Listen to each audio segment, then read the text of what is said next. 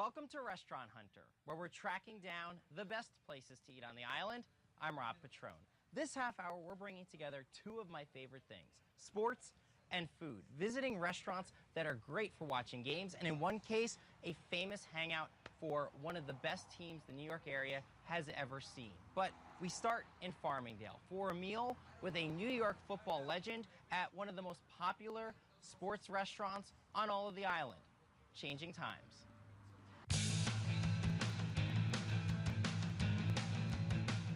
With nearly 50 HD TVs throughout the bar and restaurant, plenty of beers on tap, and a wide-ranging menu, Changing Times has been the place in Farmingdale to catch your favorite team for more than a quarter of a century. I was with the Jets for 12 years. And if you get lucky, you may also catch your favorite athlete, like Marty Lyons, 2013 New York Jets Ring of Honor inductee, member of the famed New York Sack Exchange in the 1980s, a ferocious defensive lineman in his day.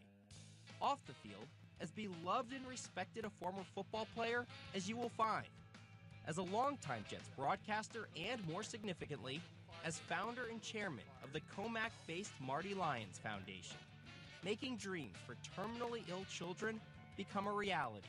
Another one of my favorites here are these potato skins.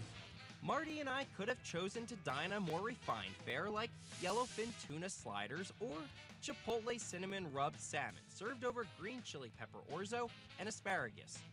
Instead, we went with the sports pub classics: mozzarella sticks, wings, lots and lots of wings, and in Marty's case, a sandwich he's had many times at Changing Times, the roast beef Schwartz, served on toasted garlic mozzarella bread. Roast beef is always cooked perfectly. It's seasoned well.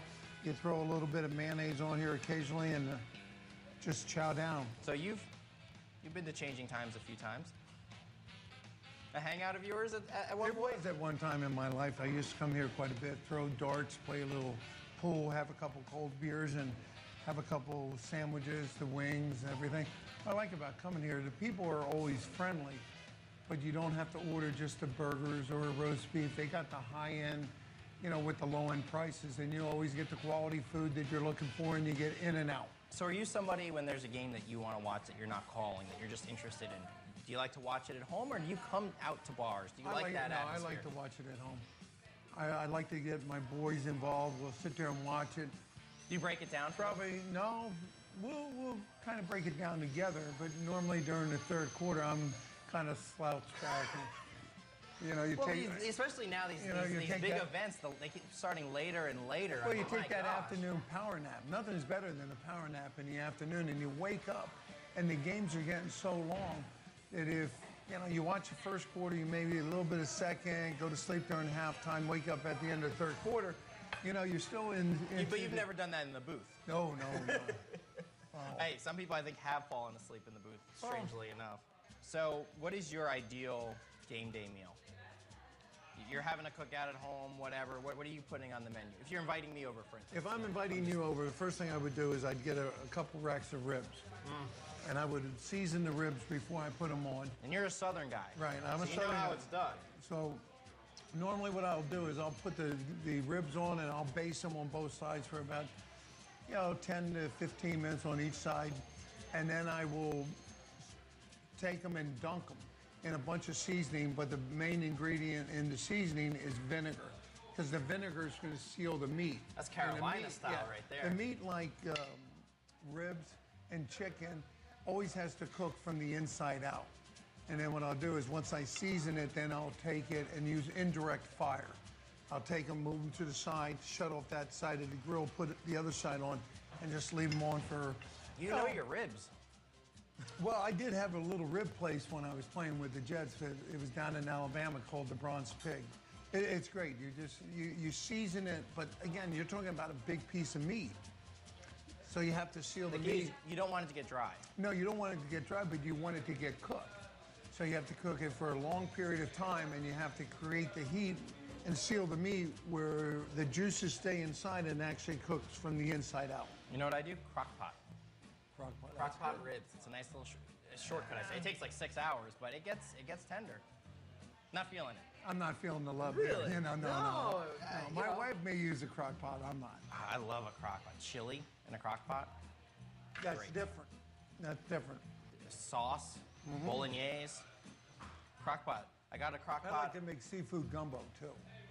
You know, where you take the shrimp and the scallops and the crab meat, and I always use chopped broccoli and then onions and mushrooms, and you chop everything up and you allow that to cook and simmer. But the secret to that is when you make a gumbo, it's got to have a lot of everything, so that when you stick the fork in it, you know, the fork just stands straight up. It doesn't fall over. If my fork starts to lean, then I got to add more stuff. It's interesting because you've done a lot of charitable work, you know, here with your foundation. Everybody who meets you says you're like the nicest guy. You've been super nice with us.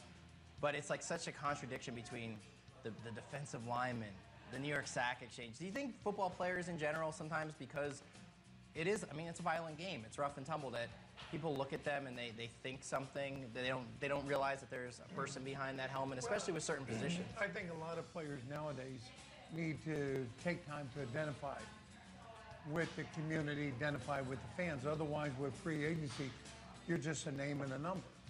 And the perception is not always the reality. There's a time to be that hardcore, I'm not taking anything, when you're on the football field. But as soon as you cross the line back off the football field, you should realize that there's a responsibility and there's an obligation. So how do you do it? How did you do it? Is there like a light switch? How do you get in that mode of attack mode during a game and then turn it on and off? Well, it's pretty simple. You never forget who you are, and you never put yourself up here and everybody else down here. It's a privilege to have the athletic ability and God-given tools to play the game of football.